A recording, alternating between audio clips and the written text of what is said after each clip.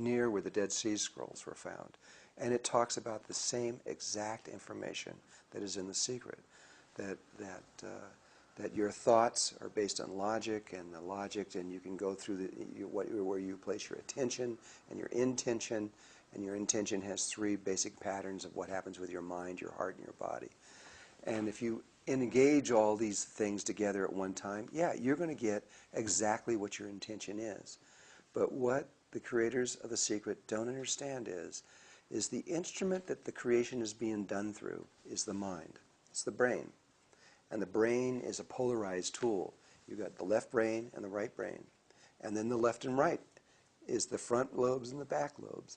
And it keeps going through what I believe is 64 different divisions.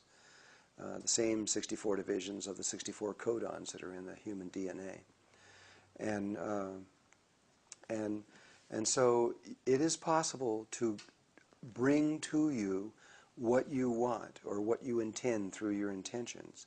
But what you will also get is the exact equal and opposite force coming from behind you where you can't see. Our eyes see this way, but we can't see this way.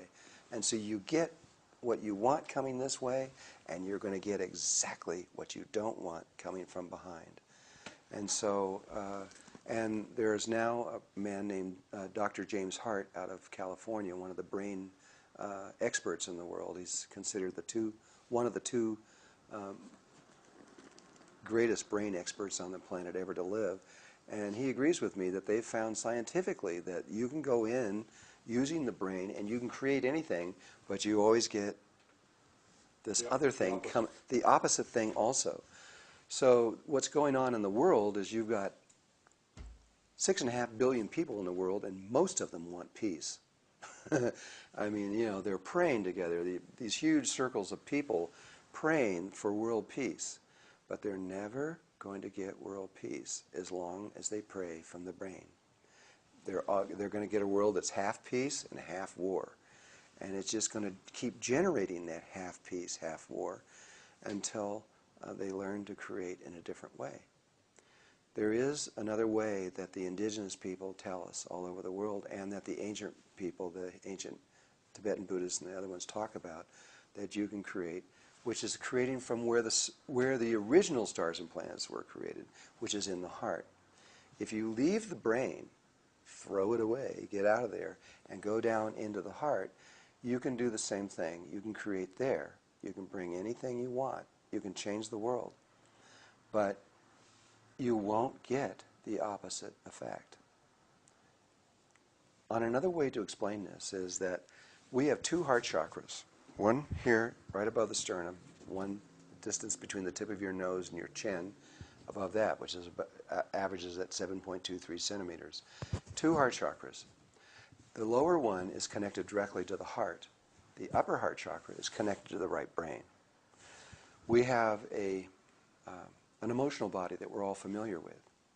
You know, we feel love, we feel hate, we feel joy, we feel sadness. We can feel all these things, but all that emotional body is coming from our right brain, and which is connected to this upper heart chakra.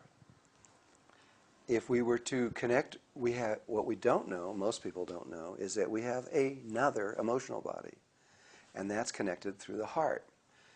But that emotional body has no polarity to it. And so there is the only place that you can experience what everybody's talking about of unconditional love.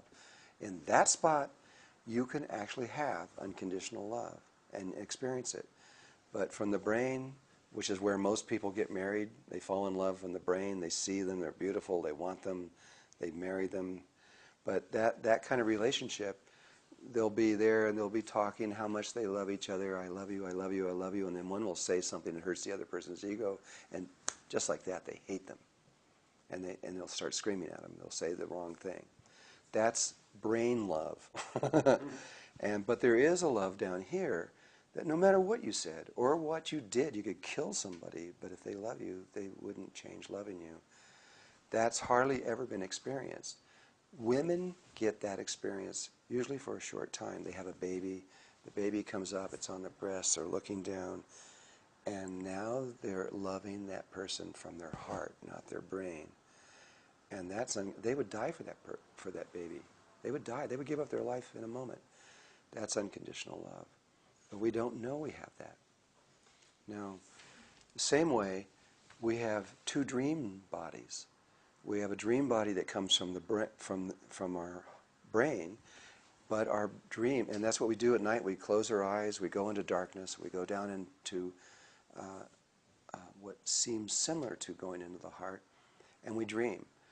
But the dreams are polarized. We can have good dreams, we can have bad dreams, because the dreaming, the part that's doing that, is a polarized instrument. There is another way where you can leave your heart and go down and leave your brain and go down into your heart, and you can begin to dream there. You'll never see a negative dream. The heart only dreams things that are positive for all life everywhere. It never, it just won't. It just doesn't. It won't do it. It's not a polarized situation. We can create from the brain, but we'll get a polarized creation pattern when we do it. We can leave our brain and go into our heart, and we can create from there, and then we get exactly what the intention is.